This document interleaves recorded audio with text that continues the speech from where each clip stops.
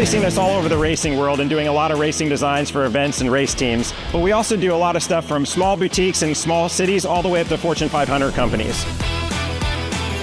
Your brand deserves to be seen. We print on more than just shirts, hats, jackets, bags, and much, much more. Custom corporate branding starts here.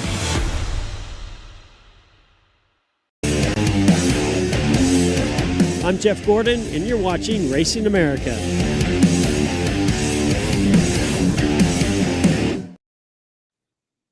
Well, hello, everyone. Welcome again to our humble little show from Texas. This is the Revved Up Sports Show on a Snowball Week edition and a Dirt at the Dome edition of the ever popular racing show. But enough about myself. Showtime Bobby Chaffee. I don't want anybody to message saying I talk too much about myself.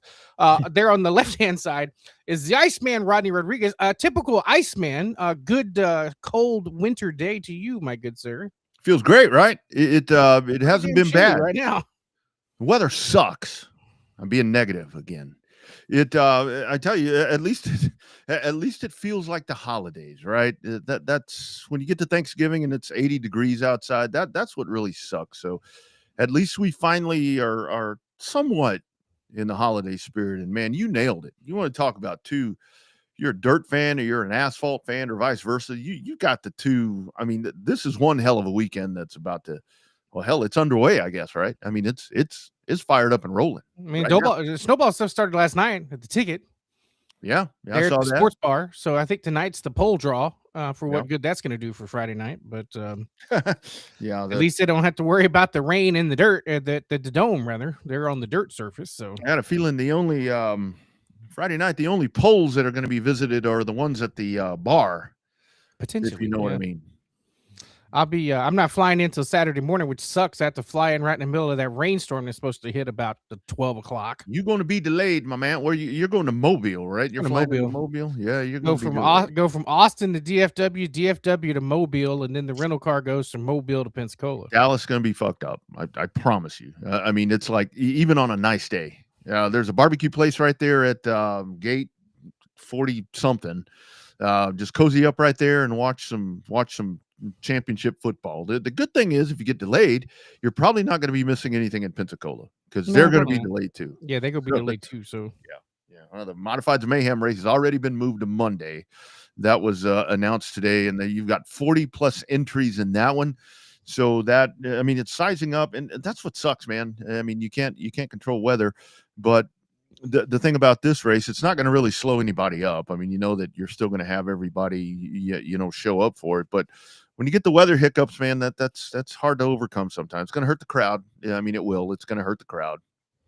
Now the Monday show for sure is going to hurt the crowd, but I think people that had tickets I think that they're just going to be deterred by the rain all week. Because I mean, the last I saw, hell, even Saturday's up to 80% chance of rain already, and Sunday's at 45. Yeah, but that's all in the morning, so hopefully it burns off in enough time to come back and have a good little show there for the Derby. May be delayed start, may start about 2 o'clock, 3 o'clock in the afternoon. That's all right. Though a little transition into the night wouldn't hurt anything. Absolutely. Ain't nothing wrong with running that into the night. I mean, I think that would actually be really cool if that ends up happening. But I don't leave till Monday, so it doesn't matter.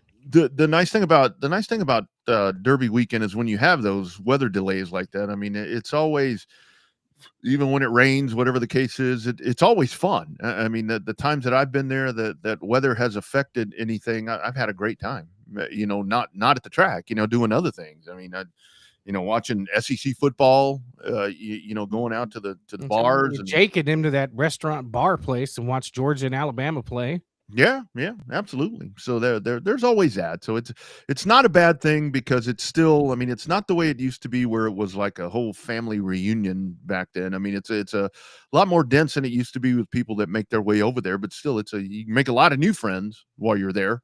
So it's pretty cool. Pretty cool. So yeah, I'm hoping to have a good time.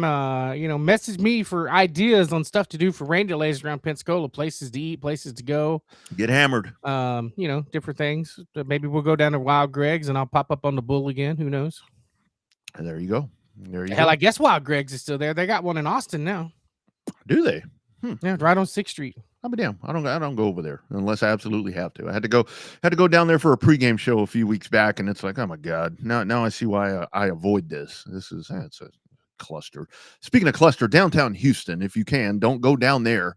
My goodness, I was down there for the Autorama this past weekend, and that right there around the George R. Brown, man, that is a cluster fuck. Oh, right down there, 49 and 50, 45 and 59, all right there together. God, dude. And then downtown, they're going in there and they're digging up and redoing water lines. So as if it wasn't very narrow there anyway, and not a whole lot of mobility to get around there anyway. Now they've got the streets all tore up, and it is just one fine mess right now in downtown Houston. So if you're looking to go to the Houston area for fun, don't go down there because it ain't fun. It ain't. GPS is all jacked up. Nothing's right. And God, my poor truck. I mean, bouncing at bouncy ass roads. I mean, I probably broke every shock on that thing along with the laptop and iPad. But that was of my own doing. Hey, here we go, Bobby. Look. Brand new. Thank you, AT&T. Yeah, right. Back in business again. Did you get your new laptop though? Did they send it to you? No, I'll probably have to get that shipped to me in McAllen. I have to get that shipped to me in McAllen. And I realized something with that mess. I told the truth, and it was okay. I said had about 4 good stories, Bobby. I'm like, okay, yeah, that makes sense. That'd be good. But no, I said, hey, messed up. But no problem. At least that's what I think. at least that seems. Wait till the direct deposit comes out and a little short, then you're gonna know why. and it's a good laptop too. That's where I'm like, damn, I wish this was one of those like these studio laptops that I have in here. I was like, oh shit, that was my first thought. I was like, holy smoke.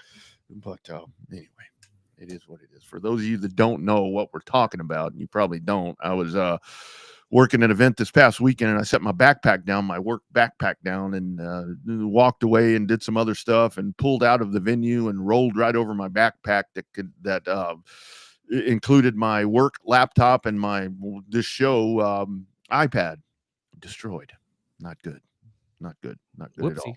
Yeah, shit happens. But that, you know what, it comes in threes though. You had your phone update problem last week. Oh yeah. You're right. You had that before you left, and you had the 2. Technically, you could count that as 2, iPad and computer. So in theory, that's 3. So you should be done with the bad luck, I guess. There actually was more to it. There's actually more to it. I hadn't even told you. So I was trying to get out of the hotel on Monday morning. Very narrow entryways and so forth and so on. And I've gotten pretty decent at maneuvering my rig around and so forth. Got one of the running boards lodged in on a pillar of a very narrow entryway. Ripped that some bitch right off. So we'll call that 3. We'll call that. Say that's 3 now. Yeah, that would go for 3. Yeah, that's 3. Yeah, fine. Very, very nice man staying at the hotel walked up and he said, "Fella, you look like you need help." I'm like, "You are right." I'm like, "You got a shotgun? Can you just shoot me at this point?" that was after the computer. That was after the computer. Oh, Jesus. That was right after I'd made the phone call about the computer. Needless to say, I haven't made a phone call about the running board. I'm just going to fix that. That I can fix. I don't need to report that. I can fix that. So yeah, well, if not, you can talk to Terry. Terry could probably fix it for you. Give me a break. Now I got to drive to McAllen. Yikes! I think I'll just stay home. So, and again, we George Gorham Jr. is scheduled to join us here in a little bit. We'll talk about the Bigley 128. We've got the mystery driver of that 12 Gerald Boyd car, which I think everybody knows who that is. That's going to join us. All of these people, logistical stuff. So if it doesn't happen, whether it be weather, whether it be snowball stuff, if for some reason we don't get them, we had planned to get them. But the good thing is we've got things to talk about because it's December, Bobby, and it's NASCAR season, buddy. Let's go to court. Yeah, it's open season in court right now. Yeah, what a mess, man. This is who knew? Your thoughts? Like I texted you this afternoon. Hell, the way it's looking right now, the only people making money in NASCAR is NASCAR. Yeah. It's this is horrible, man. It's a bad look all the way around. And anyway, we'll get to it. We'll get to it because We're ready to dive in and talk a little bit of racing right here as we're going to hit. And remember, your live comments. We'd love to have your live comments. Be sure and drop those. You could win a shirt and cap, courtesy of On Demand Shirts, title sponsor here of the program. But let's go diving in. You've seen Gerald Boyd's number 12 race card that's been popping up on the Facebook. Gerald Boyd, the social media maven that he is. And I did see that it popped out the driver, but I think a lot of people probably don't know. The driver of that number 12 at Pensacola will be, hello, driver. Hey, what's going on? Cody Brusso, everybody. Welcome back to the Revved Up Sports Show. How the hell did you get how'd you get yourself into this? Not a clue, but I'm super thankful for it, and I'm really excited. Actually, I had Gerald bring some stuff over from Houston, hot shot it for me, and I've never, I've only got to have a couple conversations with him when he was helping Logan and all, and he did that stuff for work for me, and the week after that, I was on the phone with him. So super thankful, and like I said, really grateful for the opportunity, and it's going to be pretty interesting, that's for sure. Absolutely. I got a madhouse over here. You're gonna have to go. You're gonna have to go for me, Rodney. You get to go first. Okay. So kind of talk about that part. I'm sure it's okay to talk about it. Let's kind of talk about a little bit of the history of this car. You mentioned it to me. It's now a Steiner car, Cody, but this one, the old Greg Davidson car. So it's definitely got pretty good roots to it, even though Greg didn't get to run it a lot. Kind of your thoughts with this one? It should be pretty good piece, I think. Yeah, JP, he definitely ended up with a really solid piece, and it was Greg's car, which it's really kind of, it's kind of neat with everything, how the backstory and all that goes, because a few races ago when I was racing Sportsman's down in South Florida, I actually had Chris Davidson. I had asked him to spot for me, and so the last few times I've actually raced that car, I've got to know Chris, and he's got to know me, and everything, and he's actually supposed to spot for us with this car, which is cool, Mm-hmm. and it's definitely a very, very nice piece, and I hope I do everybody well on the whole deal, and especially with Greg and all. That'd be really, really cool to be able to go win that thing, and Chris be on the radio with me. Yes, ma'am. So Cody, just an inside track. Gerald really, really likes Crown Royal. Yeah, win, that's lose, fun. or draw, he loves himself some Crown Royal. Yeah, I know there we'll might get be some along. Canadian tariffs on it, but that's what he really likes. So Right. No, we'll be fine. He'll definitely be gassed up around here. That's all Brooke drinks, and that's all I drink for the most part. So he'll be all right. He's around here. We'll get him fixed up, and we'll figure out what JP likes, and we'll go from there. But we took the thing to Mobile today and shook it down. We were tight on time, and they finally got it done yesterday, and so we took it to Mobile, and I met him over there, and we got to shake it down today, and it was pretty impressive. So if we can keep going like we're going, and everything will play out in our favor, we should have a really, really strong piece. Yeah, I think so. So kind of your thoughts on the race itself. I mean, it seems like this year with the Derby, just in general, man, it's like record car counts and all these different things. I'm sure the Outlaw is probably not going to be any different. Keys to get this thing done a little bit longer than typical Outlaw type races. But what's it going to take? You got to take care of those tires over there in Pensacola. Yeah, for sure. We're fight good. We know the chances of. We know how it all plays out usually, especially in the outlaw stuff or the trucks or the modifieds. People tend to lose their minds. A lot of these guys don't get to go and race in front of a big crowd, and that's cool, right? This is what this is for. So this is their Super Bowl, and sometimes when they put their helmets on, they lose their minds. So we got to make sure, for one, to be up front when the green flag drops, and we just kind of got to get to somewhere where we can pretty much get in a position to ride and stay out of trouble and stay out of everybody else's shit and be there at the end. Obviously, I know that's a lame answer, and everybody says that, but it's the truth, especially with these longer races.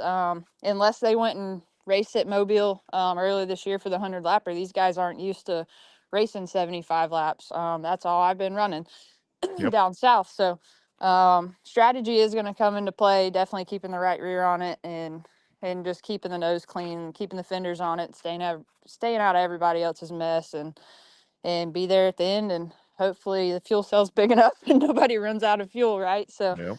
no, that's the biggest thing. I mean, that's what it's going to take. You just got to be smart, keep your head on straight, and just really know who you're racing around and make sure to stay out of their mess. Yep. All right, Cody, I don't want to be Debbie Downer, but you're local to Pensacola, and we know here in Texas, our weather people can predict a week out, a couple of days out, and be absolutely, utterly wrong with the forecast. What does your gut tell you about your local weather forecasters? Is it going to be as bad as what they say it's going to be Thursday, Friday, and Saturday? Well, yeah, it is. So it's going to start raining here a little bit later. And if any racing or any practice is going to get done, you're going to be either in a duck float or a John boat, right? Nobody's getting on the track, in my opinion, tomorrow, not Friday. They'll be lucky to see track time for the supers and the pros on Saturday.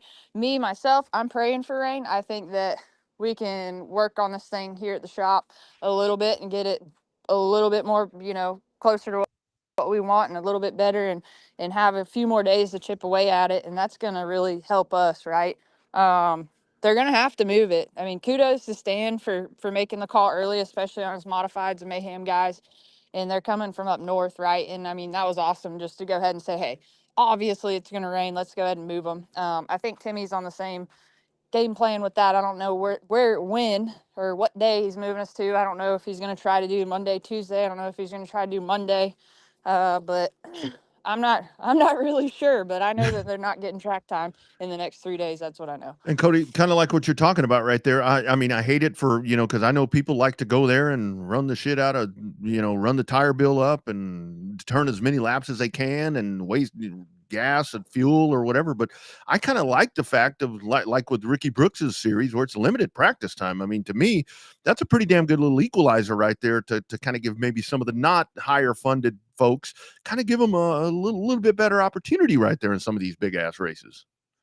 Well, yes and no. They've been practicing here every day, and I mean every day from 10 o'clock till dark for the last 4 weeks. So, and not 2 or 3 of them. They've had 20 cars every day for the last 4 weeks. So, yeah, I get it. Ricky stuff, you don't really get to go rent and test, track, right? And yeah. that's fine. Do what you're going to do. But the super late models and the pros, that's a whole different game than we're playing, right?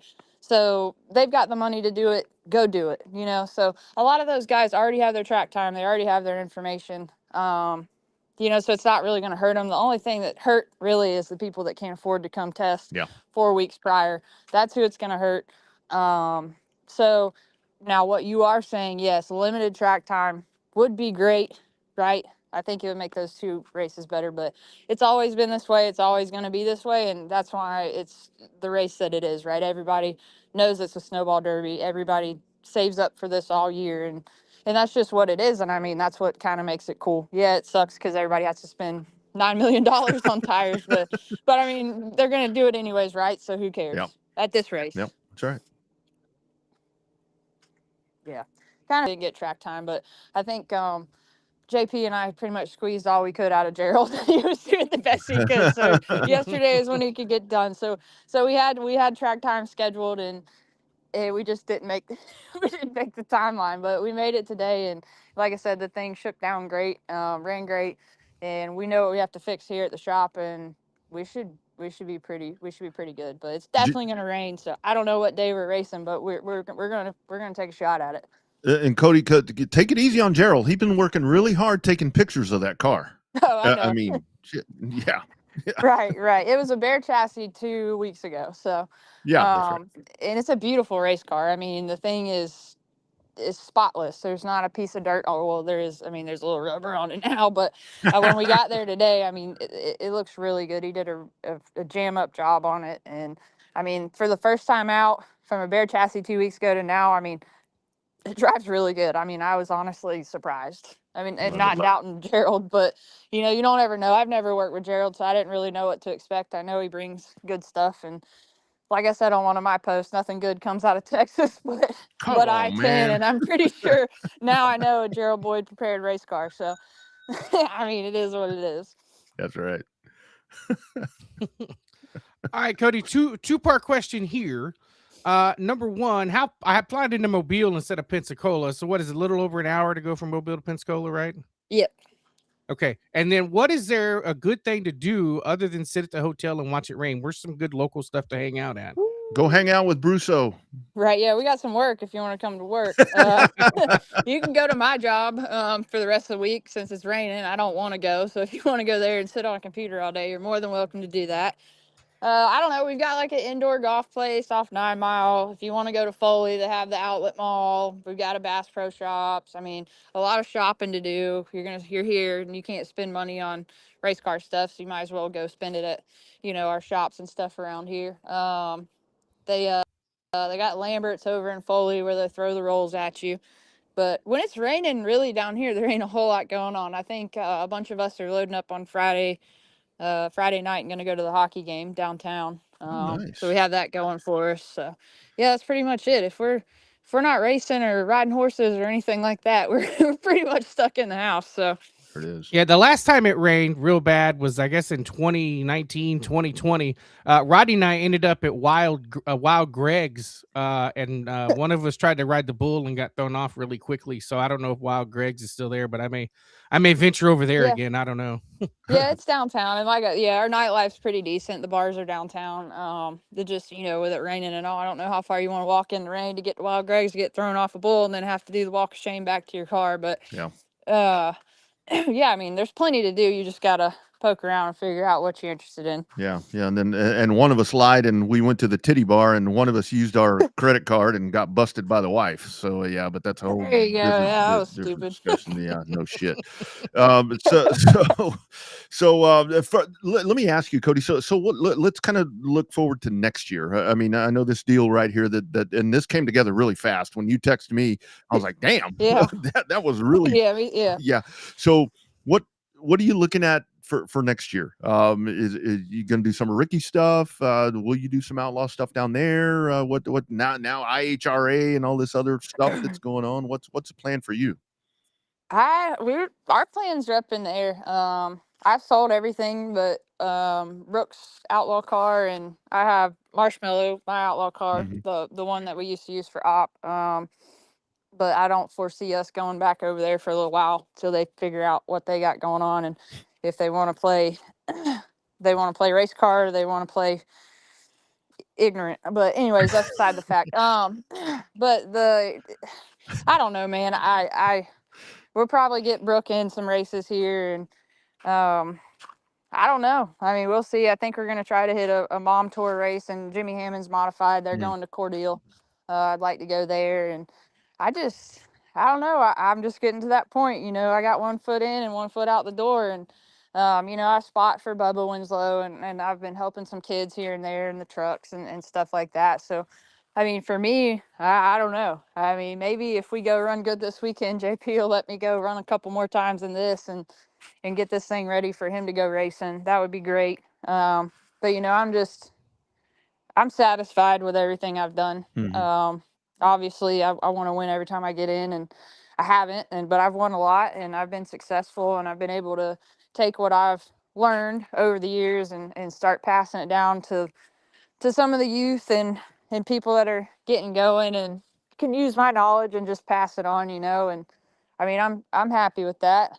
So I don't really know, it's kind of a scary feeling because I've been doing this for a long time. I'm kind of getting to that point, you know what I mean? I love it. And I mean, I'll do this, until I can or can't anymore, but I'm kind of getting to that point where it might not, I might have to start adulting here rather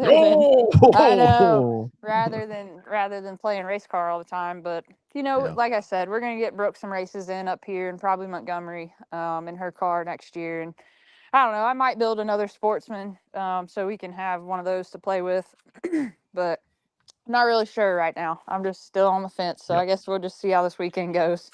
There you go.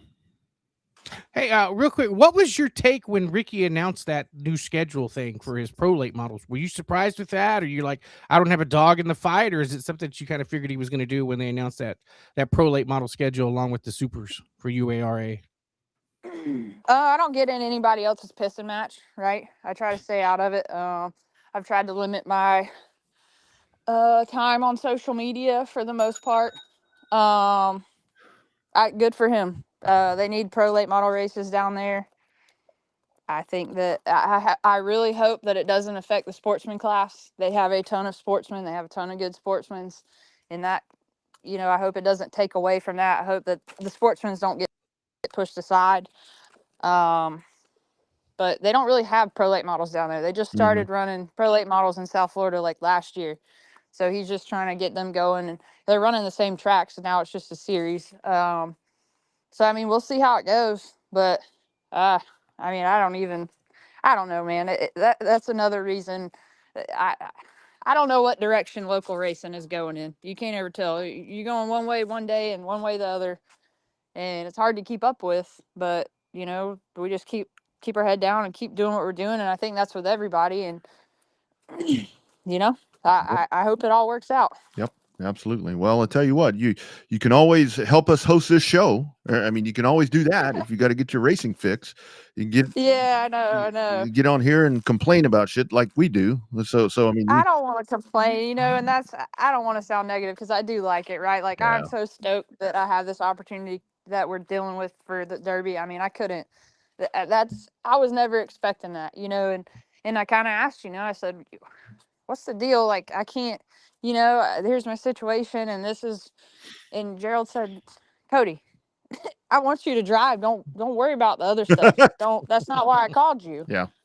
And I said, okay, well, like, and he, no, Cody, drive the car. That's what I want you to do. There you go. I want you to drive the race car, and I want you to do good. And I know you can do good, and I know you give good information. And for them, and especially for JP to have enough trust in Gerald, and Gerald to know what I'm capable of, to be like, JP, this girl's going to drive your car, okay? I know it's brand new and don't have a speck of dirt on it, but we're going to let Cody drive it, and it's going to be fine. It's going to be great. And for him to say, okay, and then Gerald to pick up the phone and be like, okay.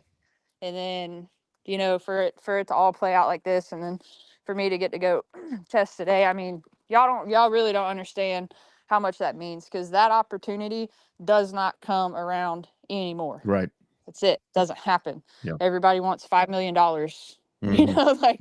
It don't happen. And I'm over the mountain about it. You know what I'm saying? It's really cool. So love it. I'm excited for you. I can't wait. I'm going to follow along. I don't care what day it is. I'll be watching and cheering. Hopefully, we're pulling for a next Saturday race. That's what we're trying to aim for. That's what we're leaning towards. So if it's maybe it will, maybe it won't. So if it's next Saturday, I'm gonna be on your crew. I can tell you that. There if you it's go. next Saturday, Come on, you can do it. Yeah. Come on, we need all the help we can get. Absolutely. We need all the hands we can get. But I mean, we'll see. But for the next 3 days, everybody's gonna be paddling around out there.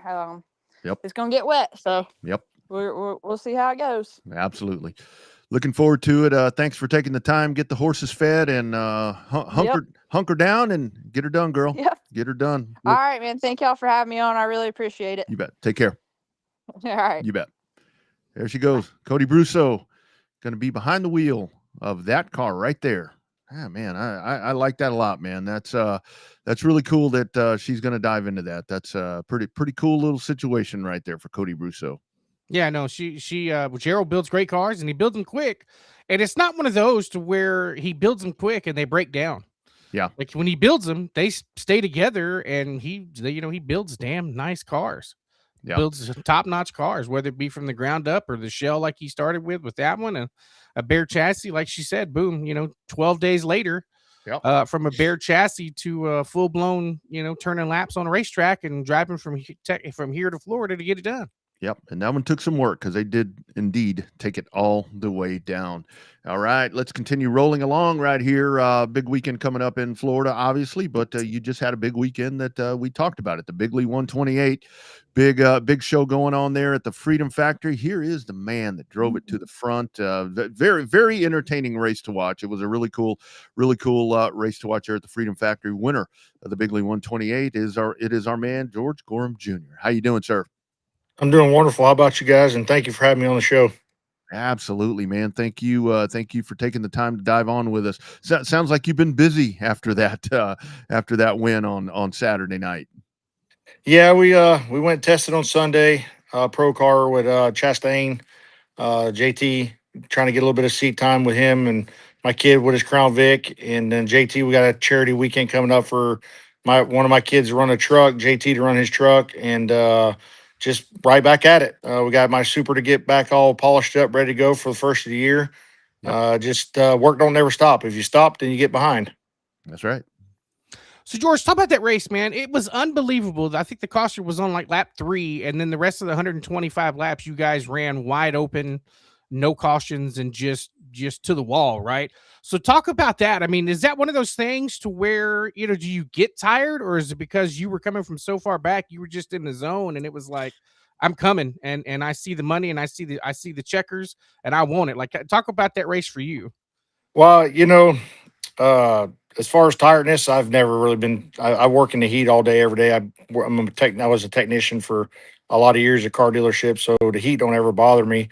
But once you get in the zone and you start, got the third and started running Hocevar down, the adrenaline started pumping, and next thing you know, you're like you don't even know what lap it's on. You don't even realize you're in 80 laps already or 60 laps.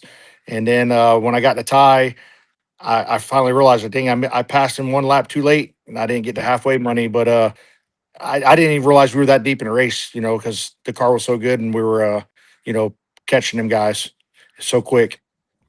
Yeah, and George, with that, I mean, because that was you started 12th in that race, and just kind of marched your way up there. Kind of talk about that part. It was, and I think it's a credit to the drivers in that race because you're able to get out there and maneuver. I mean, I know a lot of times you get in a race. I've been behind the wheel where it's like, man, you run up on somebody and you're like, oh shit.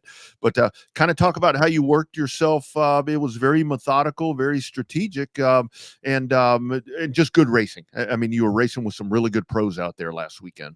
Yeah, absolutely. When we got up to 7th and 8th, I believe I rode behind Allman and uh, Nick Neary. They were battling side by side, and I let it play out, and I tried to just relax and go to outside or inside, or just sat back and waited. The one of them made a mistake, and they did, and left the bottom open, and I got the bottom.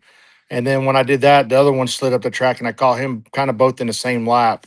It just they it was my car was perfect, right? I mean, it's never they're never really that perfect every race, but I could go inside, outside.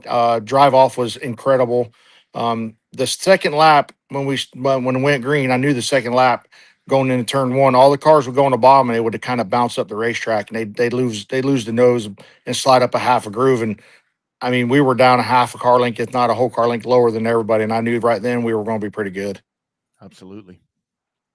So, in terms of, well, actually, I'll come back to that one. Uh, that area of Florida, and we talked to different guys and girls that race that area of Florida where the Freedom Factory's at, and even a little bit further south. And I think that because Pensacola gets all the headlines, that I don't think that section of Florida and the drivers down in that area get as much publicity and get as much pats on the back for being as damn good as they are, as damn good as you are. Right. So what is it about that racing in Florida, down in that section of Florida, that makes it work? Is it just because you guys, it doesn't seem like I mean, you're going to get stuff tore up every now and then, but it doesn't seem like it's instantaneous like some of the other, Southern super late model stuff, to where it's just like, move them out of the way, bump them out of the way, and just have at it. Boys have at it. It seems like you guys have it a little more under control down in that section of Florida. Yeah, I mean, these tracks down here are hard. I mean, they're bull rings. They're rough. I mean, Pollard came here a couple years ago to a local track at Arbondale, and he struggled. I mean, I don't even think he ran in the top 15 in one of the big races here. So, I mean, it's these tracks they're hard to come to, and growing up down here racing, I grew up racing Arbondale, but they're a little easier to get around because I my whole life, just like Pollard and all them guys at Pensacola, they grew up racing there and they race there a lot, and they get around there really good. But when they come here, they're different breeds. I mean, you can Johnny Sauter, Hocevar, I mean Majeski. When they went to, the good thing is we don't get to test at the Freedom Factory. We show up on Friday and we're all on the same day. We all get to see the track at the same time. There's no testing. We got a tune-up race there, but it's months earlier. It's hotter. I mean, I'm sure you could take somewhat of the same setup, but I'm sure it's different. I didn't get to run a tune-up this year, so I wouldn't be able to tell you that for sure. But I mean, that's makes it fun. It makes everybody adapt to the track at the same time.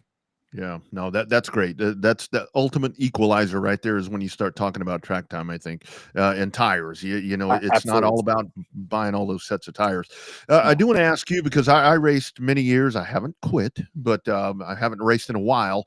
Family team, me and my dad, my uncle. Kind of talk about your team. I mean, I constantly cheer for you because you are that's your team. I mean, it's a small knit community that you have your people. There's not all of these big whatevers like a lot of these super teams have. Kind of talk about your team and how special this is to win this race for you.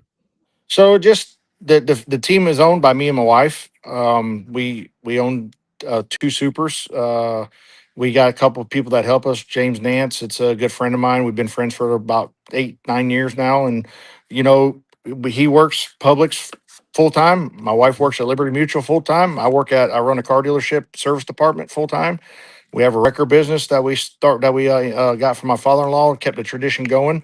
That's what we do from 6 at night to 6 in the morning. When the drivers drop the trucks off after the daytime, they don't work nights. We work the night shifts because I don't want to burn the drivers out.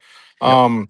And we just, I mean, that right at the shop, there's literally, it's me, my wife, and James every single night. Vince Parker comes over and helps out every once in a while. You know, he's not here every night. He has family stuff to do. Jason Stiefel comes over every now and then, and my kids come out here and help. But every single night in the shop, it's just me and James and my wife pretty much. We don't have no big crew chief. Mike Garvey's, you know, he does help us tremendously, but he's in Pensacola. So, I mean, we talk a lot on back and forth on the phone, you know, about setups and what we go to the track and start with. And when we get there, obviously he's there to help. But I mean, we don't have a full time crew in this shop. I mean, it's just us. I mean, we are the full time crew after 6 o'clock when we get off work. Yeah, absolutely. So George, you mentioned the kids, and obviously, you know, those of us that have been around this our whole lives feels like, right? It became second nature to always be at a racetrack and always be around race cars. What's that missing link for your average everyday kid now? Is because they got their face in phones, or they just don't want to drive cars? What's that disconnect to get this next generation of kids, or a majority of them, back into automobiles and back into racing?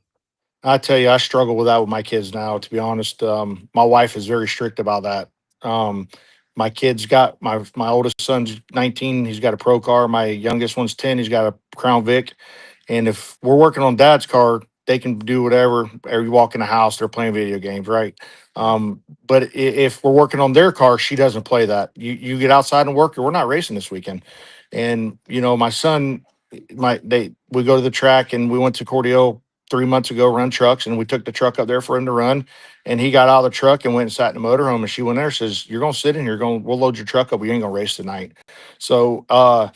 it's hard to keep them entertained.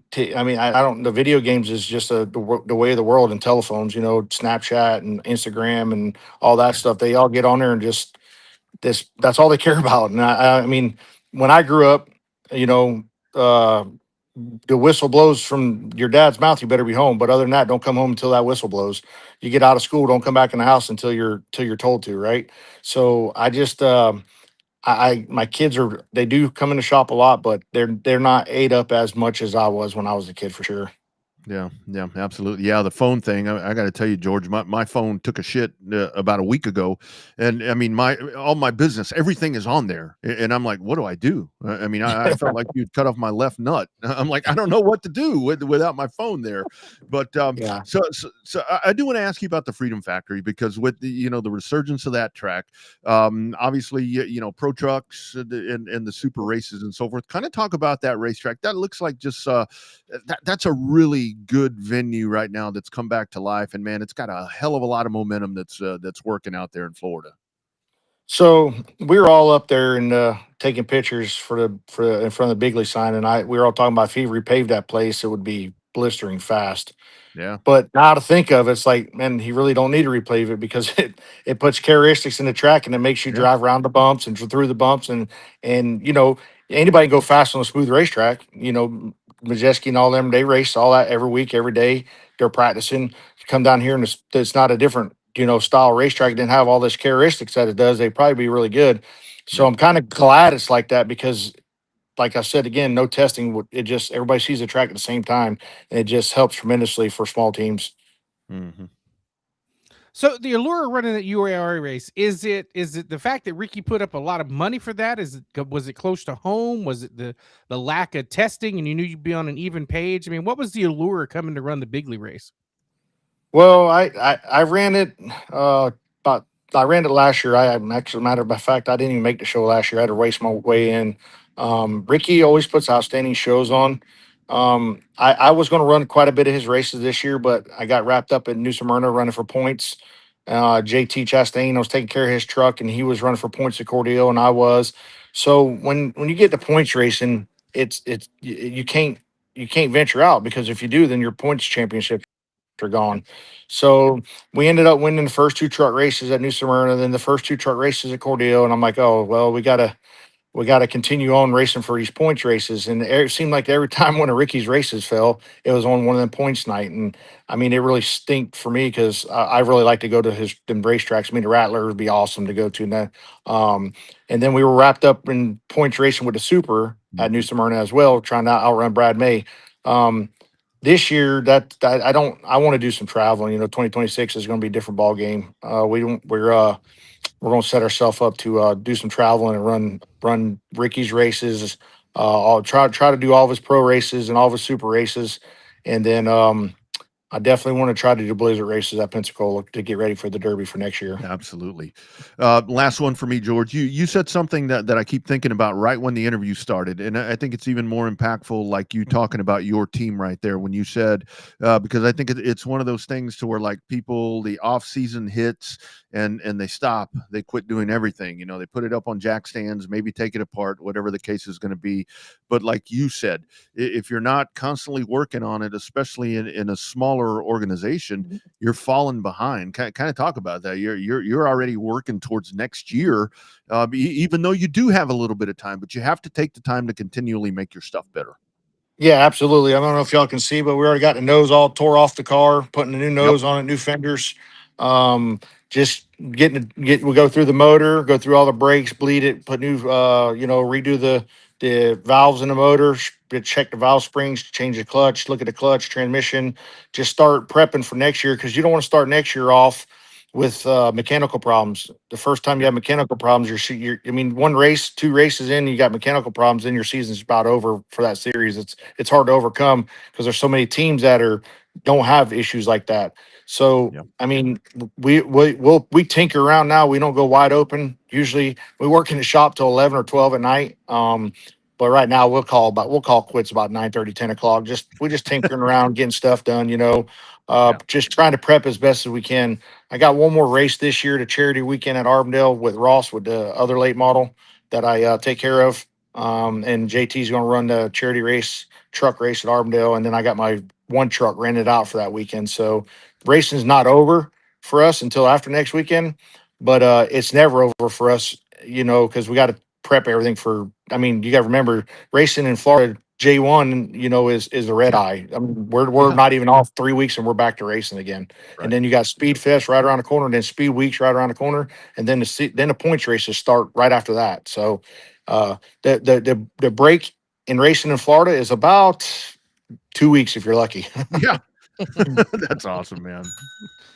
Well, George, thanks for coming on. Best of luck in 2026, running at New Smyrna and all over the place with Ricky stuff and all that. Congrats on the big $30,000 payday there at the Freedom Factory. And man, we hope to have you on again. Maybe when you're not so busy, working on all these extra late models and trucks and Crown Vics and all of that. We'd love to have you back on again sometime soon in 2026. Maybe talking about another couple of big wins around the World Series. Yeah, hopefully, we got the Ken Hyatt race at Arbondale. It's going. I hear upwards of 30,000 to win that race, and then you got Ricky's Rattler race, which is $50,050, which is huge. That's two good paydays within a month apart. I mean, not even, it's 2 weeks apart actually. So Arbondale's my home track. I've won a lot of races there. I still hold the track record there. So hopefully we can pull that one off and go to Rattler and do like we're good at doing, running up front. Hopefully. That's it. All the time at the front is George Gorham Jr. Appreciate you, man. We'll talk to you soon. I'll see you at the Rattler. I will actually be down there for that one. So looking forward to that one, man. Come see us, and we'll give you some shirts to wear. I appreciate you guys having me on. We will do it, man. Take care. Be well. Happy holidays, my man. Yeah, same to you guys. Thank you for having me, and appreciate you guys looking out for me. You got it. Take care. Thank you. You bet. There he goes, George Gorham Jr. right there. Good dude, George Gorham, with that win. And it was just a magnificent drive that he had on Saturday night. Hell of a drive, man, wasn't it? I mean, just from where he started to win with no cautions. I mean, that's the closest thing you could come to saying you smoked their ass. I mean, and he really did.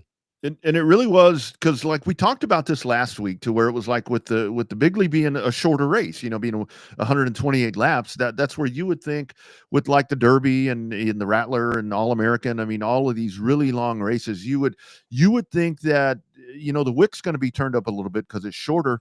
But I mean, the patience to see was very refreshing in that race. But you go back and you look at the final results, and you look at the roster of folks that were in that race, and that's short track racing right there. You get the best of the best all on one track, even like he was talking about, to where, I mean, that track reminds me of Corpus. I mean, that track really reminds me of old CC Speedway, where you get out there, it's battered and it's beat up, and the final days of San Antonio here for we Texans. To watch those guys racing out there, and those cars they were bouncing around every which way, but God damn it, they did a magnificent job of not just laying each other out. And that's really cool to see in this day of short track racing. Yeah, I have my dog behind me that's normally, doing whatever, is very active tonight, because the other dogs are running around or somewhere, so I have treats on my desk. That's why you get to see the old dog. Nice. All right. Yeah, the old dog, he might be 3/4 of the way blind and 3/4 of the way deaf, but his sniffer still works. That smell works. Yeah, his sniffer's working. He can see the Rusty can smell them anyway. So if I'm not totally paying attention, I'm paying attention, but if I'm not always looking right at the camera, that's why. The smell and the hearing works very well for dogs. If I could smell and hear as well as a dog, I'd be in good shape. Yeah, well, really we love them all. So yesterday was National Mutt Day, so that was a good day for us. Around here. Sure as hell was. Yeah. But I think that race hit. We talked to Ricky about it before he came on, or before the race happened when he came on, and it's like there's nothing wrong with selling a bunch of tires at the Derby. Nothing wrong with that, because the guys are if it's kind of like. We'll get on it later about the court where NASCAR teams are losing money, where, if you take something away in one aspect, they're just going to allocate that money somewhere else, right? That's the way it is. No team that says, no racer, if he says, oh, I don't want to spend that money when he's got the money to spend, that doesn't exist. Very rarely do you see that. So the teams that are going to spend them, like Cody said it best, the teams that have it are going to have it. The teams that don't, right? Yeah. And, but I love the format. I really think that, and we even see it on Sundays when there's not a lot of track time. The races were better before they went to that car, the new car. So when you had a lot of notebook and had a lot of notes about, things that were going on, I think that it ended up being a lot better. And, that Bigley Memorial race totally proved all those points. Yeah, I've kind of always been of the opinion, and again, it was one of those things to where we just quite frankly didn't like working on cars at the track. I mean, if something happens, if you break something that you have it and you can change it, yeah, by all means. But we were just never fans of, because it was kind of like what George is talking about there, where it was long hours during the week and everything, where if you got over there and had to redo it and start over and you got to work on it for 10 hours, we were just never fans of that. We just didn't want to do that. I know some people are, and there were times where something would go wrong. We just load it up. It's like, we'll try it next time. We lost our money on a pit pass and all the fuel and tires that we bought for this. We'll just make it up at some other point. But when you do limit that time, to me, I like the playing field a little better. And like Cody was talking about, this is the Derby. And look, I say it all the time, to where it's like the happiest person at the Derby is the tire person, because man, they are banking on this thing. But it's isolated, it's different. But yeah, that format, I do love it when it's a whatever 8 tire race, or however that works out, and the practice time is very limited. When everything's so composite that you have to, this amount of time to get your shit right. Even like with the Cup cars, where you hear a lot of these guys say, if you come off the trailer wrong, it's going to be a bad weekend because you can't get it right. I'm not somebody that despises that. I kind of like that, actually. Well, I think the way it is now, with especially, in the major levels, and there's still a lot of technology in the super late model realm too, and pro late models, But I mean, it's kind of like one of those things. It's like the technology's there, like, the fluid dynamics and mechanical dynamics and all that good stuff. Your sims and everything else is there on the cup side. So, you're if you're off, you're off. Like, there's not a lot of Yeah. things you can change. Same kind of thing with you could change stuff in a super late model, but if you're in the wrong, if you're out in left field and the guy hits it into right field, you're just SOL, because Yep. you're not going to be able to completely change that direction with as technologically advanced as the cup cars are. And realistically, with as enough technology is in a super late model or a pro late model. That's Yep. the thing that gets me, is I don't think people realize how much technology, despite it's being a tried, true, consistent formula over the years, I just don't think people realize how much technology is in these supers right now. Yeah, it really is. I mean, it was always a thing. I remember back with late models. I mean, it was the stuff that you typically did on a street stock, to where it's like you can work with tires, you can work with shocks, you can do stagger, you can do different things. But of course, they had weight jacks, and you can kind of screw with every corner of the car and do all those different things. So there was more of that there. But I mean, now with where the damn car is so smart, I mean, a lot of times the car is smarter than the crew. And that's where kind of the benefit now, to where when you have really savvy people, and that's where it is at these big super late model races. I mean, you go up and you look, and we talk about people on the NASCAR teams. I mean, you go look, there's engineers, there's all that. I mean, this weekend at Pensacola, I mean, you look at the cars that are going to be in front, the 18, 20, 23 cars that you would probably solidify as contenders. They're going to have engineers there. Absolutely. And they're going to be sitting there working, tweaking on these things all weekend with shit that you may not see them actually doing. That'll make the smallest difference that can put them over the top. Yeah, no, it's crazy. It's not just about the high dollar crews that come in anymore and pit these cars. I'm assuming it's the same way it has been the last 4 or 5 years, where it's just not a rolling pit stop, but controlled cautions kind of deal, controlled pit stops. So yeah, we don't want to talk about that too much. Don't want to get the old timers fired up about the way it used to be. Oh yeah. Speaking of the way it used to be, speaking of all of that, we really didn't get a chance to touch on this last week, because this kind of happened after the fact. But now IHRA getting involved, and I knew about this. I had heard about this about a week prior, but I wasn't sure when any of this was coming out. But so now you've got a stock car series, and you've got a pro late model series that IHRA has rolled out. There's a lot of money involved right here. There's some folks that have taken this thing over, and it's not a fly-by-night thing. I can tell you that. It is not a fly-by-night thing. I mean, with IHRA, people are like, what the fuck is that? It's been around a long time. It's been around about as long as I have. And it's just another option. But not for rounding round stuff. Right. Not for, not for circle track. But this isn't a new organization. It's a new leadership thing. But I don't know, man. The stock car, late model stock car thing, I wondered when somebody was going to do it. Because that thing is just taken off with the Cars Tour. I wondered, it's just a matter of time. I don't know, man. You think they're going to get any traction with this? That's a lot of money. It's a lot of money. You think this works? I hope it works, but we've seen recently what happens when there's really big old purses. A lot of people show up, and then a lot of people have issues with the window, so to speak, right? Mm-hmm. But I can't talk bad about them until we get a chance to see it. I mean, that that $382,000 for one combined purse for late model stocks and pro late models, that's pretty intensive. I mean, that's a lot of money to win. Yeah. And then you've got a series payout, late model stocks, the series championship total payout $115,000. That is insane money. Like that's beyond Cars Tour money. Yeah. So I don't know if you're going to see some of the heavy hitters at Cars. I don't foresee them not running Cars Tour just because of the allure of that series, the Dale Jr. effect, and all the, the one thing we haven't seen is what the broadcast package is going to be for IHRA. Yeah. We don't know if they're going to be on Racing America. We don't know if they're going to be on Flow. We don't know if they're going to be on their own network. Like the what is it, the Track TV deal with ASA. Hell, we didn't get to talk about ASA getting bought. I don't know if you talked about that. If we talked about that last week or not either. No, I mean that happens. Those news came out. Yeah, they came out right there together. So I mean, it's I'm in a wait and see mode with IHRA. Yeah. It's not a proven commodity, at least on the roundy round side. I mean, they've been around drag racing forever. But I mean, show me the money, show me that it clears, show me that it's sustainable. I think that's the biggest thing, is that anybody can put up a lot of money for a big race. We saw that with the 250, the Big Shot 250 back-to-back years here in Texas. But show me that it's sustainable. Yeah. There's no title sponsor. There's none of that. I mean, it's one thing, we always talk about the biggest way to start with a small fortune in racing is to get in with a big one.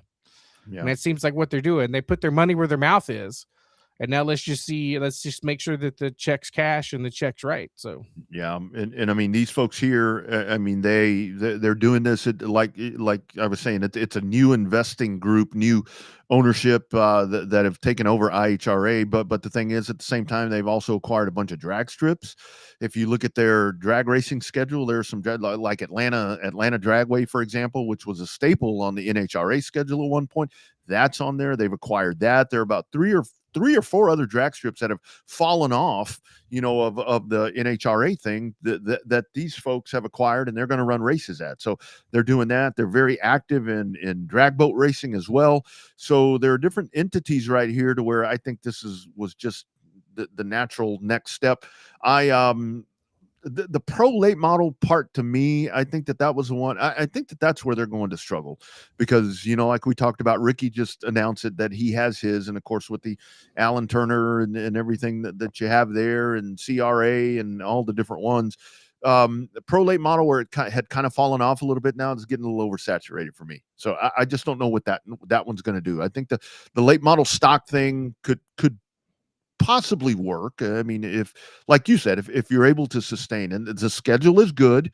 I mean, it's about once a month, I think, is, if I remember correctly, what they're attempting to do. So that kind of spreads stuff out. I don't know how it compares with cars and so forth and so on, but I think when it gets a little murky is when you start dividing the racers, and we see that locally, to where tracks are head to head, and sometimes that has to happen, but I mean, to be determined, I guess, is the whole thing about it. We'll see how it works out. But I mean, you see different, like on the schedule, like, in the Mid-Atlantic, Virginia should have a lot of late model stocks. They probably won't have near as many pro late models.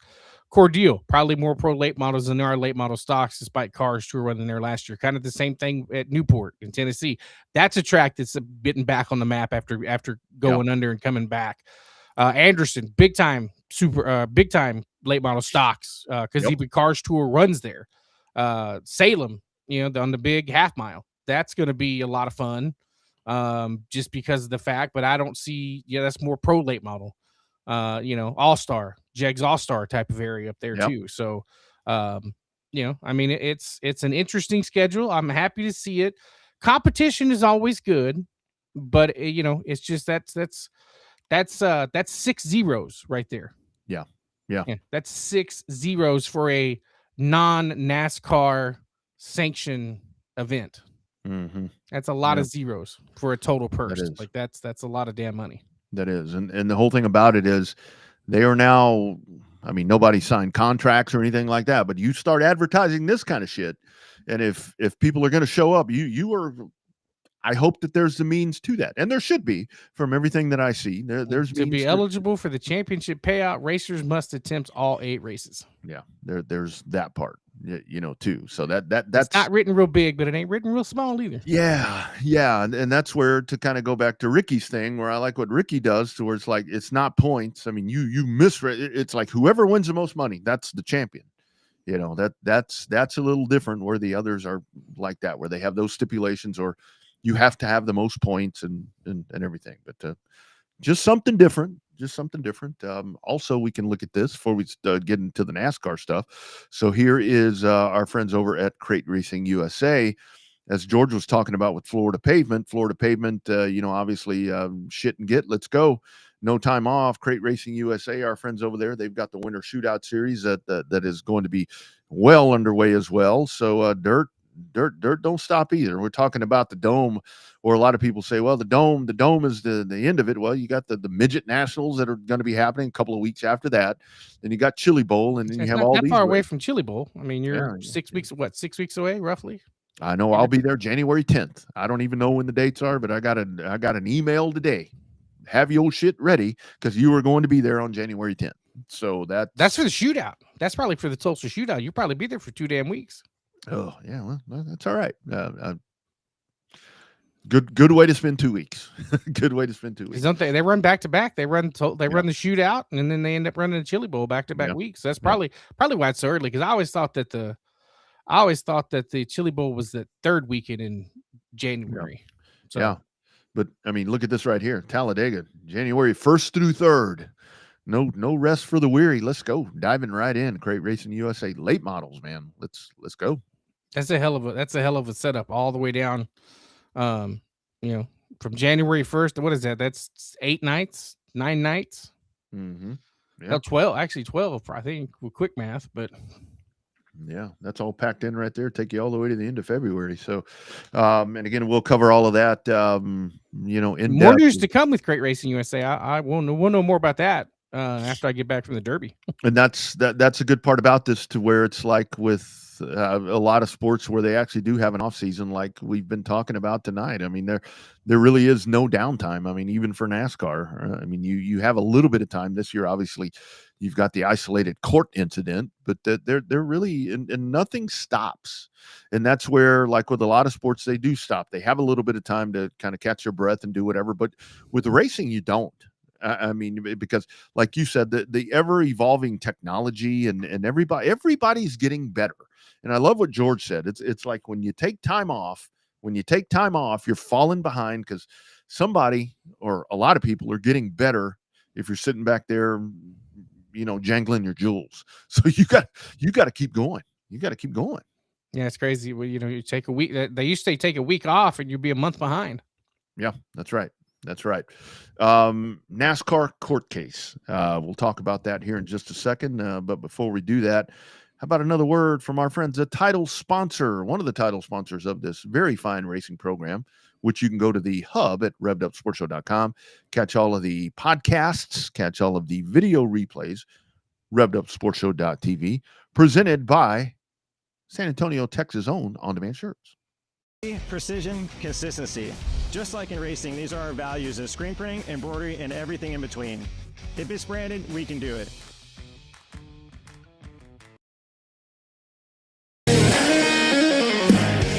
Welcome to the My Race Pass app, the #1 app for motorsports fans.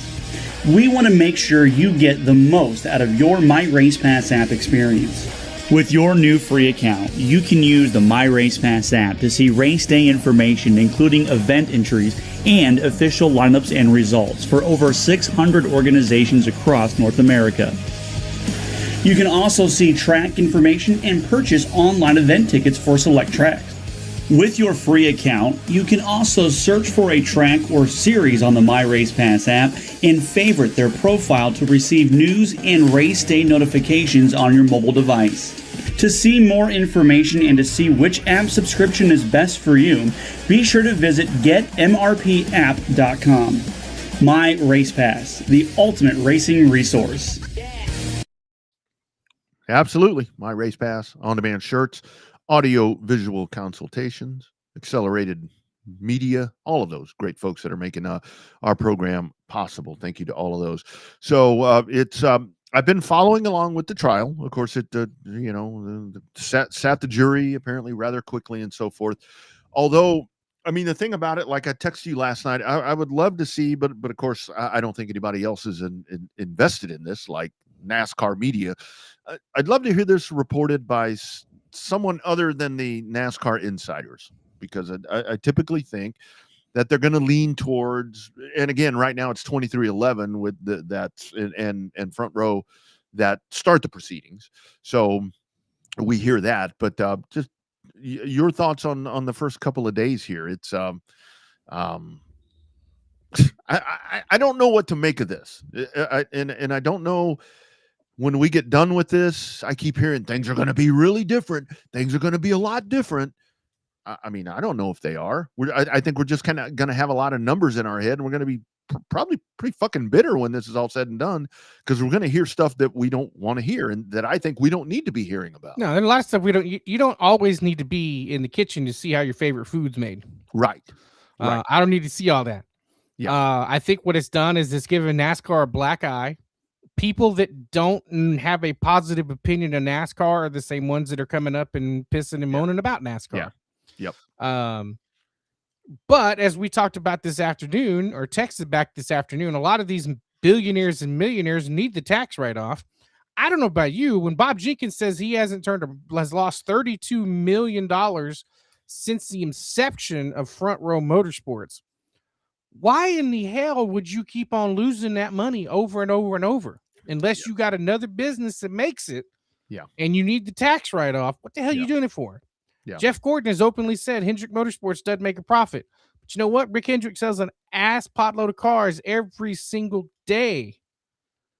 Yeah. And he needs the tax write-off. So I don't know. I mean, it's just, I don't need to be behind the kitchen to see how my favorite meal's being made. I don't necessarily, there's stuff here we don't need to know. Why does the general public give a shit about how much a team makes out of a charter? I don't care what they get paid. I don't care what NASCAR makes. All I know is when I flip on the TV or I sit in my chair to flip on the race or sit in the grandstands to watch a race, I just wanted to be competitive. I don't give a shit about all that other stuff. Yeah. Yeah. So that dude says, that dude being Bob Jenkins, Front Row loses $6.8 million per year. Wow. Never made a profit. Has never taken a salary. That was the one where I'm like, the dude never gets paid. He's never gotten paid by his own company. He had 9 unsponsored races this year where he ran his own companies on the car to avoid a blank car. That must have been where all the Long John Silver paint schemes came from. Yeah. It's like, I have nothing else to put on there, so let me put my company on there because I'm not making a profit. Pre-next gen, he spent $1.8 million per year on parts. With the next one, he spends $4.7. It costs $30K to repair a non-wrecked car each week because the nose and tail must be sent back to the vendor and they can't repair it themselves. And that's where I think what the teams are contending a lot of this is they kind of got buffaloed on this whole thing where the new car was going to save them money. And I guess this will come out eventually to where this single source and all that, to where it was going to save them money. But proven business fact. If you want to make money, you got to lose money. And that's like you were talking about. I mean, you're losing money. You're probably doing something right in this deal, not, local racing and local racetracks, but it's just, I'm with you. I don't care about any of this. I know that NASCAR, look, I don't need to hear a court case to tell me that NASCAR is a monarchy. They own half the fucking tracks. More than that, they own. They dictate everything. It's like the NFL, the NBA, Major League Baseball, MLS. If you want to be a part of it, you have to play by their rules. They're in business to make money, Bobby. They're not going to take a loss, right? I mean, the difference is now, before, when you had Big Bill Jr. and Big Bill Sr. Or Big Bill Sr. and Bill Jr. Yeah. Now you have 3 or 4 guys that take their one position. Because now you have a NASCAR. You didn't need a NASCAR commissioner when Bill Jr. was alive. Right. He was judge, jury, executioner, and commissioner. Yeah. Well, that's why they have. The one that did surprise me was one of the NASCAR executives that makes $400,000 a year. Yeah. I can't, man. And it was the guy I had never heard of, doing a job title I'd never heard of. And I was like, wow, that must be nice. A person you've never heard of in an organization that you follow quite religiously. Wow, that guy makes $400,000 a year, which is apparently now is chump change for NASCAR. Yeah. Yeah. And that's the thing about it now, to where it's just more magnified now that it's, look, if anything, this proves to people that this is a major, although I don't hear other media. I saw it on CBS. I saw YouTube. Oh, yeah. It was on CBS News this morning. Yeah. But it was Michael Jordan suing NASCAR. Right. Not Denny Hamlin, Michael Jordan, Bob Jenkins suing NASCAR. It was all about Jordan suing NASCAR. And I think it is. My question is, how do you seat a jury in Charlotte with NASCAR and Michael Jordan involved that have no knowledge of any of that? How did they do that? I mean, I would think. Didn't they already go through one? Oh, I don't know. Did they throw somebody out? Already threw somebody out. Jeez Louise, it's just, yeah. It's probably going to end in a mistrial, is my guess. I think so. I mean, I really think that they need to figure out. NASCAR should have settled this shit way before this court. Way too much shit's come out. Them text messages. Oh, yeah. Well, all them text messages and all that coming out, making them look like assholes. Yeah. I mean, look, it's that NASCAR should have settled this. They should have given the teams more money.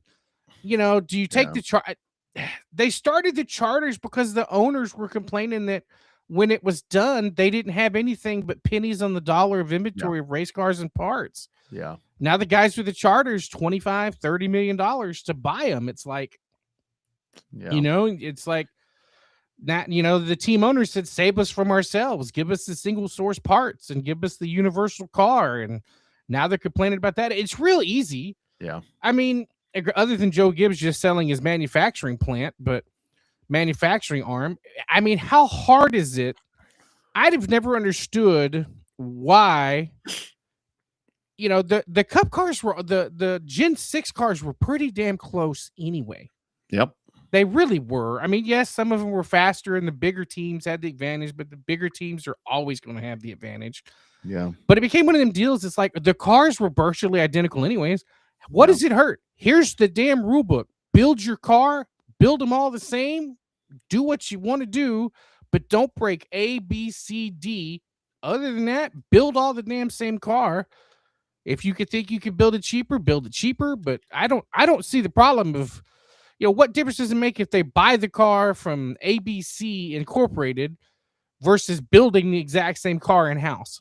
They have the ability. It's called computer-aided drafting. Computer-aided manufacturing. I had really hoped that when the COVID hit, because remember the COVID delayed this whole shit by 2 years. It's supposed to come out in 2020. Yeah, I had really hoped that maybe they'll just say look, let's just forget it. And I know that there was money spent there because it really was something you said right there to where it was the teams that wanted the relief or whatever you want to call it, and now reduction of expense is what they want. Right, because we're losing money. What are they saying now? We're losing money, and yes, you probably do need to split more of the piece of the pie. And when you go back and you look at this, if you go back and you look back in the day, I mean, you'd look and you'd see the race results and it's purse, and that was there. Now that's not on there, and I think that a lot of this, it varies by event or whatever. But NASCAR, and it is really weird because some of the NASCAR media stuff that I do hear when it's like when folks are all pissed off and they're like, so why does NASCAR need all that money? And they talk about, maintain the tracks, insurance, and it's kind of like you're grasping at straws where people aren't going to understand what that really costs. Actually, probably the insurance is probably the most expensive part. Yeah, if it's that killer for a local short track, what the hell is it like for a NASCAR event? Yeah, and the bad thing is of course there's an LLC contracted on LLC contracted on LLC. Yeah. With public information, with the knowledge that we have of what the TV contracts are, I mean, then there's that part. I mean, I think that's the real big dagger right there, to where, and it makes it even more magnified in my opinion. Because you got $1 billion a year. It's a 7-year, $7 billion contract. Yeah. And the main thing is to Joe Blow, the consumer, is that's not a very good product. I mean, the racing's not good. The coverage is, depending on who has it, it's not that great. And then you've got commercials all the time, so that's more money that's coming in. But somebody's got to pay for all this. So here's a pretty good breakdown when our man Kenny Wallace on his thing, because folks have asked me from outside the industry, what the hell is this? What is this all about? You mentioned Michael Jordan. It's the new people that have come in that I think were wait a minute. These numbers don't lie. NASCAR came to them and said, you all got one last night to sign this document. And if you don't sign it, you're out. And it pissed Michael Jordan off. He goes, I'm not signing it. And then he says, for the most part, you're a monopoly. You're telling us if we don't sign this, then we can't be with you all. So he got mad. They're suing them over that. And they're suing them that NASCAR gets $1 billion a year in TV and they don't feel like the teams are being treated right. It's those two things. He's not wrong. I mean, that's generally the concept. Yeah. He wants it revenue share like the NBA. Probably not going to happen. Yeah. It's and come on, man. Let's be honest. This has been, you talked about Big Bill and all that. It's been this way for the longest time. It's just that the numbers are exorbitant now with all the different ways. I mean, it's a major league. I mean, the TB package proved it. And the TB package proved NASCAR is a major property, and the trial is somewhat proving it. Like you said, the trial proves it's a major. This is not the good old boy network that it once was. I mean, it is a legit. I mean, it's a legit product. It's a sporting property. Yep. It's a legit sporting property now. Yeah. I mean, they have the same deals with Fanatics, the NBA, MLB, NHL, NFL. They're on the Fanatics page. It's not just you run down to Walmart and see your favorite Dale Earnhardt shirt on the shelf and buy it in the Carolinas. Yes, they have more presence in the Carolinas, but I mean, it's not like they have the Dale Jr. displays in the beer aisle, like it was back in the early 2010s. But yeah, and I mean these signatures that you get from drivers. I mean, these things are worth money now. I mean, this is very legit. I mean, unless you go to an autograph collector, like an autograph sports store, and they say that the NASCAR stuff isn't worth anything because they signed too much. Yeah, exactly. It's easy to get it. Yeah, it's very accessible, and that's the other part too, where when folks want to complain about NASCAR, they don't think about that part to where yes, you still have that very amazing access that you don't have with other major sporting stuff. But and that's where NASCAR fans are so finicky, because you don't want to be compared to NFL or whoever else, but at the same time you want to be held at that same level of legitimacy as some of those sports. But I mean, the thing out of this, I heard where the judge says, I don't know who wins, but nobody wins. And that's really going to be the case. There's going to be hurt feelings out of this. There's going to be, like, seriously, I don't want to see these numbers. I don't, just from what I've seen now. I mean, you're calling Richard Childress a redneck and all that. Yeah, you're going to get, I mean, hell, who ain't thought it? Like we said last week, Bobby, the shit you and I messaged back and forth about racing, I don't want anybody to see that. I don't want anybody to see that. Ain't nobody going to watch this fucking show next week if they saw that. I mean, not that we're sitting here talking bad about people, but it's like, I don't know. It needs to go away, but it's not. It ain't going to go away. This thing is going the duration, man. It ain't going to last 10 days or only 10 days. Well, there's no way. It took half a day or 3/4 of a day to see the jury. Hamlin's testimony lasted a day and a half. Jenkins lasted almost a full day. They ain't even wait till Michael Jordan testifies. Yeah. That's when the dam of media coverage is going to break to mainstream. When Michael Jordan gets on the stand to talk about NASCAR being a monopoly. I've always said we've taken it for granted that the most recognizable sports figure on the planet is a NASCAR team owner. We really have taken it for granted. Now we're going to find out. Yeah. Yeah. Because it's going to bring all of that. And you say sports figure. I mean, that dude is just businessman, sports figure. Yeah. It's Michael freaking Jordan. I mean, and that's where, I mean, say what you want to say. And I've heard a lot of, well, at least the thing that we all know is that we're going to be in Daytona. Yeah. We're going to run the Daytona 500. We'll be at the Bowman Gray and all of that. But man, I just think that it's going to be such a different feel. And I would think you've lost that level of trust. Yeah. It's just going to be uncomfortable, right? It's like when you stray a little bit and you're trying to win that back. I mean, this whole thing about wishing people weren't alive and all of this. And I just wait at some point that there's got to be other conversations that come out. I mean, this is all, I will say, I think NASCAR is doing a really good job of where the representatives of NASCAR are the France family. I mean, don't put the Steves out there, because that, boy, imagine if O'Donnell and those dudes were sitting in there, which maybe they are in there, but I don't think they're like it was their text that leaked. Yeah, it was there. Yeah, imagine if those dudes are sitting there as the representative. It's like, oh my God. I mean, shit. It's the Klan sitting over there, for crying out loud. But it's just going to get nastier. It's going to get uglier. It's going to get a lot worse before it gets a lot better. It's going to get a lot worse. You said it, my man. And what comes out of it, I don't know. I mean, anything that gets, there's going to be so many appeals. Oh. Whoever loses is going to do an appeal. Whoever loses that one's going to do another appeal. Unless they finally decide to both sides pull their head out of their ass and they come up to a new agreement. Yeah. Yeah. No, that's the whole thing. I mean, and like with that, what Wallace was talking about right there, to where it came down to where they're like, you need to sign this. That's where NASCAR, I mean, that they've been able to do that for the longest time. And when you hear like the Jeremy Mayfield thing, I mean, if you go and you listen to some of the stuff that he's talking about right now, if you, with all that incident that he had back then, where he pretty much got blackballed out of this thing, if you go back and you look with some of the stuff that we're seeing right now, it pretty much falls in line. You don't buck the company system.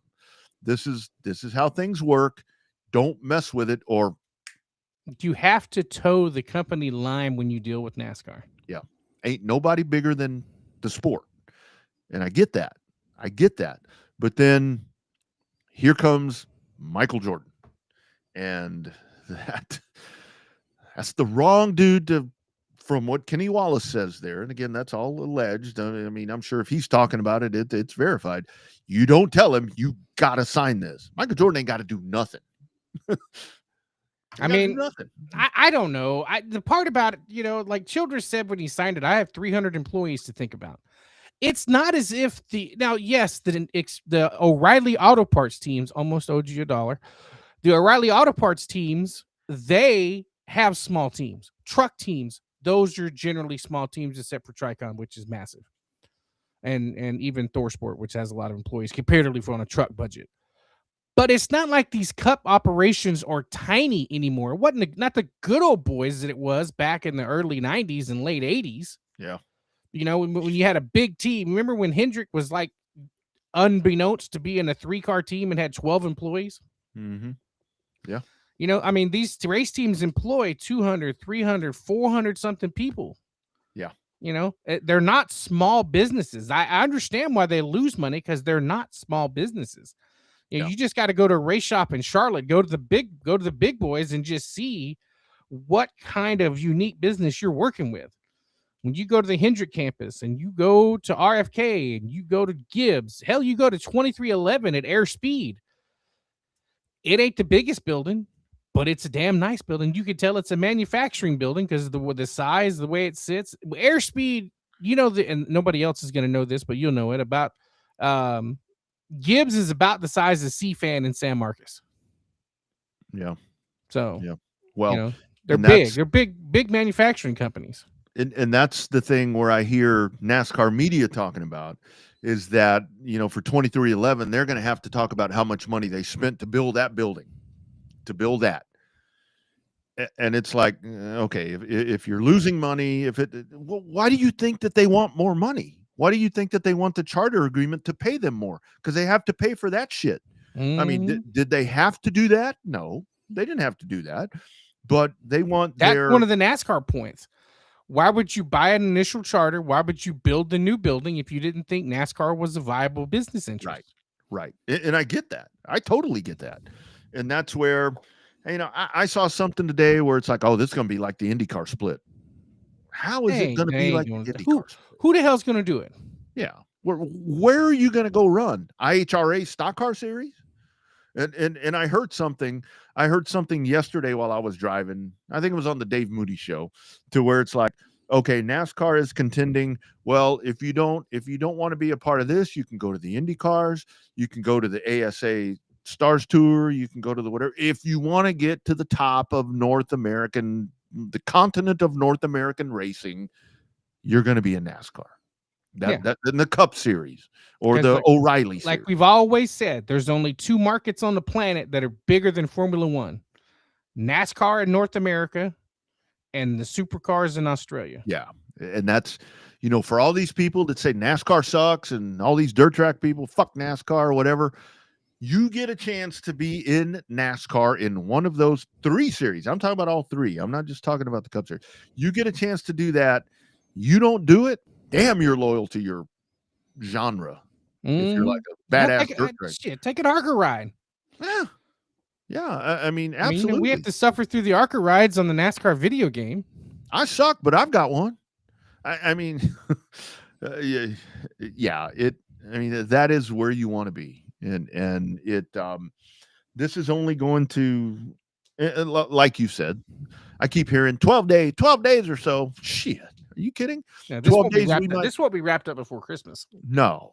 And then when it is wrapped up, it's going to be that dark cloud hanging over 2026 because this will last into the season. It's just going to be there. And, I love Denny Hamlin's tweet last night. They told me not to tweet, but I love you all. I'm going to try to take care of you. You know who I think is shit in the bed on this deal? And actually, no, shit in the bed. That's when you do something bad. The ones who are astonished is IndyCar and the IndyCar team owners, because they're like, "You NASCAR guys are bitching about how much money." Yeah. You NASCAR guys are complaining because you have that much money given to you by the sanctioning body. Yeah. Your budget. Holy shit. Your budget's how big? I know. And that's where, the other day I got up and I'm like, I'm sitting there watching Formula One, watching the pre-race, and they're all, happy-go-lucky. And I look around and I see all those banners of all those companies and all these different things. And by the way, they got themselves a point race. They do. That DQ in Vegas hurt McLaren big time. Yeah. I'm like, damn, look at that. And the timing couldn't be even better because NASCAR's over here peeing all over their leg in court.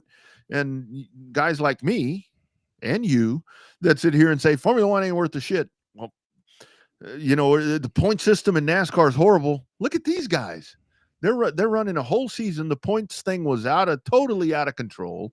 We thought we knew who the champion was. It's going to be one of 2 guys. Oh, wait a minute. The third guy may win again. Out of nowhere. Yeah.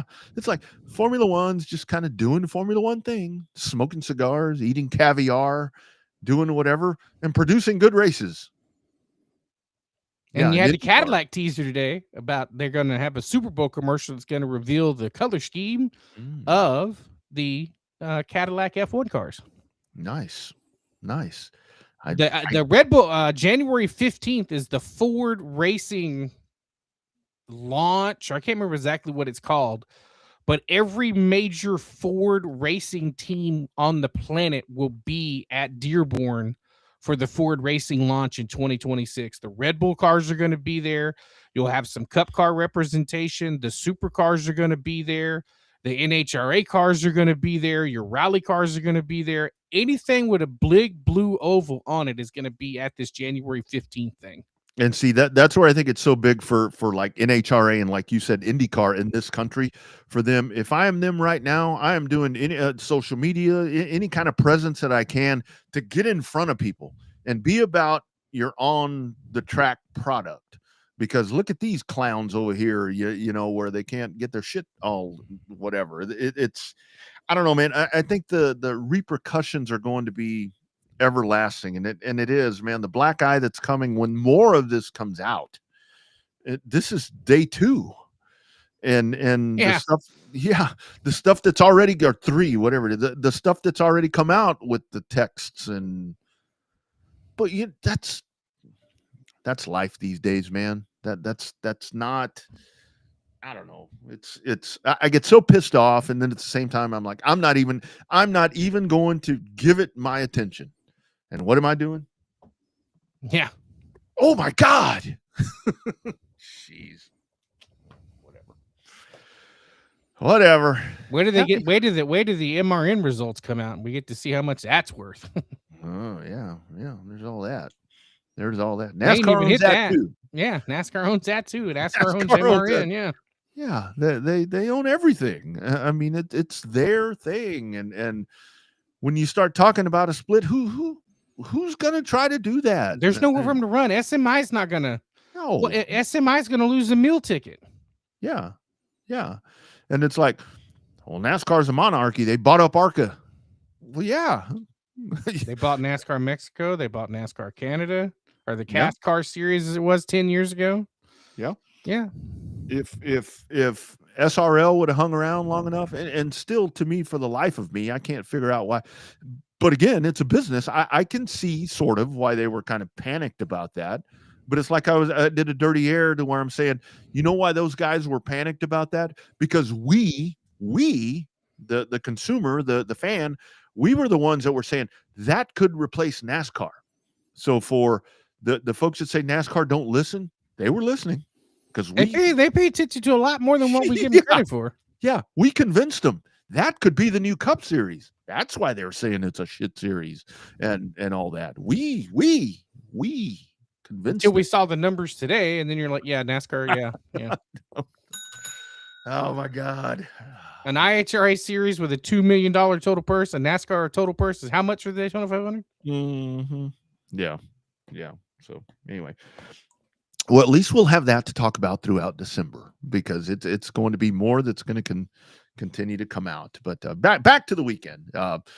Gateway Nationals happening over at the Dome. Weather's going to be a factor. Talked to some of my coworkers over there, and it ain't pretty over there. But they're inside, like you said, so 72 controlled degrees inside the Dome for that one. Pensacola, however, as it's been reported on site by Cody Brusso tonight, not so much. Get ready. Yeah, I can't. We fly in Saturday morning. Back to ponchos. And then we drive. Like I said, we're flying into Mobile because it's like $300 cheaper to fly into Mobile than it is to fly into Pensacola. You remember that airport, right? Yeah.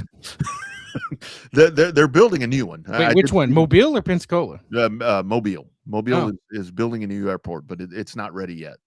But I like the Pensacola airport. I remember the last time I flew in there, I picked you up. Oh, that's right. That's right. And when I flew out, I got held up there because of fog. That little Hawaiian bar that they have there, cold drinks, good food. Which, so when do you fly back? Monday? I leave Saturday morning at 6:00 out of Austin to DFW. You're going to get delayed there. I'm telling you. Then get to Pensacola at like 10:30. Okay. Or get to Mobile at 10:30. And then we leave Mobile at 10:30, flying to DFW. And we leave Mobile at 10:30 in the morning. Mm-hmm. Okay. And then you fly home on Monday? Yeah. So Tuesday. Because it's going to get foggy. I really wish I'd have taken a Tuesday flight. I was going to say, did you schedule that extra day, JIC, just in case? Yeah, normally I do, but didn't this time. Well, hey, remember that one time we had to leave? We left because my dumbass had to go to work, and we came home and watched the race on. Yeah, watch the race on TV. Yeah, watch race on Racing America. On Racing America, of course. It'll be on. That was on a Monday afternoon. I remember that. Monday afternoon. It'll be fun. It'll be fun to be back down there. So anyway. One day always gets rained out. Always. Yeah. This year maybe a couple. Yeah, this one. Well, just do me a favor when you get down there. Go say hello to my friend at the beer stand. Tell her the Dirty Air guy says hello. She'll know exactly who you're talking about. So anyway, nice. Young I got a list of people that have either said to come see them or I've said I'm going to come try to see them. So you might have some time on your hands. Yeah, you might have some time on your hands. I hope that it all goes. And that's happened there before. And the thing to think about it, for people that are kind of poo-pooing on the weather, Bobby, you remember that year we were down there that they had water on that track Saturday night all the way up to the top of the fence. And we get up Saturday morning and it's like, sure shit, this thing ain't happening. You and I are kind of sitting around drinking coffee thinking we got the day off. And it's like, race starts on time. Like, what? Yeah. Eric Wallace walks into the Airbnb and is like, hey, wake up, bitches. We going racing. Get your ass up. How? Time to go racing. They are racing on time, so it'll be all right. That was a rough first couple of laps. Yeah, it was. Yeah, that was a rough. My head hurt through about lap 100. Yep. Keep your eye on, in my opinion, the following: Cole Butcher, Dawson Sutton. I think will be a force. Derek Thorne, obviously, anytime you go down there, a past winner, he has won that. Caden Honeycutt, defending champion, of course. Ty Majeski's due. Bubba Pollard is due. overdue. Yeah, Bubba's had some time to get that hand right. Watch out for that dude, Stephen Nassy, Kyle Busch. The list goes on and on and on. Noah Gragson. It's gonna be some big hitters. And that's it. I didn't realize they did that special on him that he bought into Port City. Oh, Jones?